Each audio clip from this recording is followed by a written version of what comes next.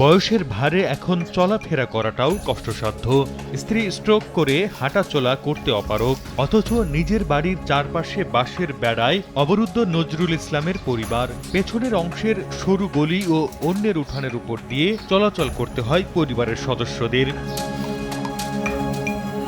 নজরুল ইসলামের সঙ্গে তার চাচাতো ভাইদের জমি জমা নিয়ে দীর্ঘদিন ধরে বিরোধ চলে আসছে। এরই জেরে গত ৩ মাস আগে তার বাড়ির সামনে বাঁশের বেড়া দিয়ে চলাফেরা বন্ধ করে দিয়েছে চাচাতো ভাইয়েরা। তখন ভুক্তভোগী নজরুল ইসলামের পরিবার আদালতে একটি অভিযোগ করেন। ভুক্তভোগীদের অভিযোগ, গত ৩০ মে সকালে ইউনিয়ন ভূমি সহকারী কর্মকর্তা অশোক কুমার সেন সরেজমিনে তদন্তে যান। এ সময় ভূমি কর্মকর্তার সামনেই নজরুল ইসলামের পরিবারের সবাইকে গালিগালাজ করেন প্রতিপক্ষরা।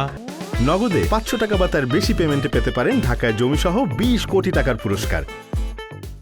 নিষেধ করে নজরুল ইসলাম ও তার ২ ছেলে বাশিরুল ইসলাম ও মাহিউল ইসলামকে মারধর করে প্রতিপক্ষ হাসান মোল্লা, গোলাম আজম, মাহিন মোল্লা, ইজাজ মোল্লা, জিন্নাত মোল্লা সহ আরো কয়েকজন। তাদের বাঁচাতে আসা পুত্রবধূ পাখি বেগমকেও মারপিট করা হয় বলে অভিযোগ তাদের। আহত ওই নারী বর্তমানে সদর হাসপাতালে চিকিৎসাধীন। আমার 2 ছেলেকে, আমাকে, আমার বিটার বউকেও মারিছে। বড় পিটাইছে, পড়লে আমি আর সহ্য করতে পারি। আমি ওই মারামারির মধ্যে চলে গেছিলাম। চলে গিয়ে যে আমি ঠেকাতে গেছিলাম। ঠেকাতে গেলে আমার এক দেওর হয়, ওই নাম সে আমার সিয়ার ধরে মারিছে। আমরা এই জমি ৬০-৭০ বছর ধরে আছে বসবাস করে আসছি। যে হঠাৎ করে এখন এসে বলতেছে যে এই জমি আছে আমাদের, কিন্তু পূর্বপুরুষ থেকে আছে আমরা এখানে বসবাস করে আসছি। প্রশাসনের কাছে এর সুষ্ঠু সমাধান এবং বিচারের জন্য আবেদন করছি। তবে অভিযুক্তদের বাড়ি গিয়ে জিন্নাত মোল্লাকে পাওয়া যায়। তিনি দাবি করেন ওই জমি তাদের। মারামারির বিষয়টিও অস্বীকার করেন তিনি।